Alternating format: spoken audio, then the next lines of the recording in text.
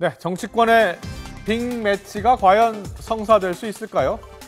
요즘 정치권 일각에선 김무성 새누리당 대표와 문재인 새정치민주연합 대표가 내년 4월 총선에서 김무성 대표의 지역구인 부산 영도에서 한번 붙어야 한다라는 의견이 나오고 있습니다. 이런 의견은 새정치연합 혁신위에서 문재인 대표의 부산 출마 권유가 나온 이후에 나온 말입니다. 김무성 대표는 이 같은 질문에 소위 부답, 답하지 않고 그저 웃겠다라는 사자성어를 남기면서 말을 아꼈고요. 문재인 대표 역시 생각해 보겠다라고 하면서 다소 곤혹스러워하는 눈치입니다. 사실은 빅매치라고 하는 게 사전 대선을 보는 거 아니냐라서 빅매치라고 하는 건데요. 두 분 다 지금 사실은 여권과 야권에서의 최대의 그 대선 주자라고 일컬어지고 있는데 거기에 나갔다가 만약에 되면은 뭔가 더 대선에 한 발짝 더 앞서 나가는 거지만 안 되면 거기에 대한 너무 좀 너무 위험 부담이 크지 않습니까? 그래서 우리는 기대하고는 있지만 과연 그것이 성사될지 여부는 지켜봐야 되지 않을까 싶습니다.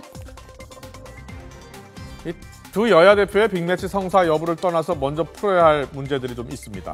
먼저 새누리당 김무성 대표, 둘째 사위의 과거 마약 투약 논란으로 곤혹을 치르고 있는 가운데 둘째 딸 현경 씨가 남편과 함께 마약을 투약했다는 이 세간의 의혹에 본인이 검찰에 직접 나서 DNA 검사를 받았습니다.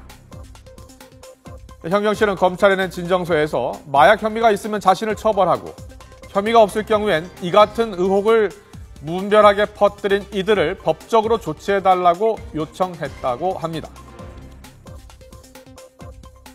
김무성 대표의 차녀 같은 경우에는 임용 과정에서도 한 번 그렇게 소문들이 많았기 때문에 내가 이번에도 안 그래도 남편의 이런 재판 때문에 아버지에 대해서 이러한 나쁜 영향들이 미쳤는데 또 내가 이러한 헛소문에, 그러니까 본인 입장에서 헛소문에 시달리면서 또 내가 이렇게 아버지에게 피해를 입히는 게 아니냐. 그렇다면 내가 선택할 수 있는 가장 좋은 유일한 방법이라고 하는 거는 가서 내가 직접 조사를 받고 내가 이러한 것들이 소문이 사실이 아니다는 것을 이번에 매듭을 지어야겠다. 이래. 그런가 하면 문재인 대표, 새정치민주연합이 혁신위가 던진 인적 쇄신안 때문에 거센 후폭풍을 맞고 있는데요.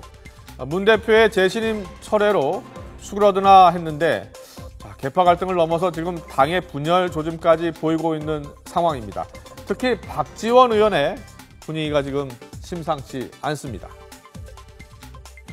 박 의원은 어제 자신이 혁신위의 공천 원천 배제 규정 때문에 공천을 받지 못한다면 탈당도 불사하겠다면서 강하게 반발을 했습니다. 새정치연합 혁신위는 비리 혐의로 하급심에서 유죄 판결을 받은 경우 공천심사 대상에서 제외하는 내용의 혁신위원회 혁신안을 의결했습니다. 이 조항에 따른다면 박지원 의원은 원천 배제 대상에 포함이 될 수 있습니다. 박지원 의원의 탈당 가능성 발언에 문재인 대표는 박 의원이 원천 배제가 아닌 구제 대상이라고 설득에 나섰지만 박지원 의원은 당 차원에서 공개적인 입장 표명이 필요하다고 압박하고 있습니다. 그렇다고 해서 지금 이 밖에 외부의 천정배신당이라든지 박주선 의원이 탈당을 했습니다만 그런 쪽에 같이 합류하기에는 여러 가지 상황 변수가 그렇게 녹록지 않은 것 같아요. 그래서 박지원 의원이 지금 바로 그 문제 하나로 탈당이 쉽지 않고 게다가 또 지금 이제 혁신이나 주류 측에서 최근 나온 그 이제 혁신안에 대해서 워낙 비주류의 반발이 강하고 강도가 높기 때문에 정치적이고 선언적인 의미다라고 좀 한 발 물러나는 지금 그런 분위기도 있기 때문에 저는 박지원 의원이 바로 그 문제 하나 가지고 탈당할 가능성은 대단히 낮다 이렇게 생각을 합니다. 여당은 오픈 프라이머리를 둘러싼 공천안에, 야당은 혁신위원회가 발표한 혁신안에 당내 후폭풍은 당분간 멈추지 않을 것으로 보입니다. 여야 대표가 추석 연휴에 만나서 오픈 프라이머리를 중심으로 종합적인 선거제도 담판 협상에 나선다고 합니다. 과연 어떤 결과가 나올지, 또 그 결과가 양당의 지금 내용에 어떤 영향을 미치게 될지 지켜봐야 알겠습니다.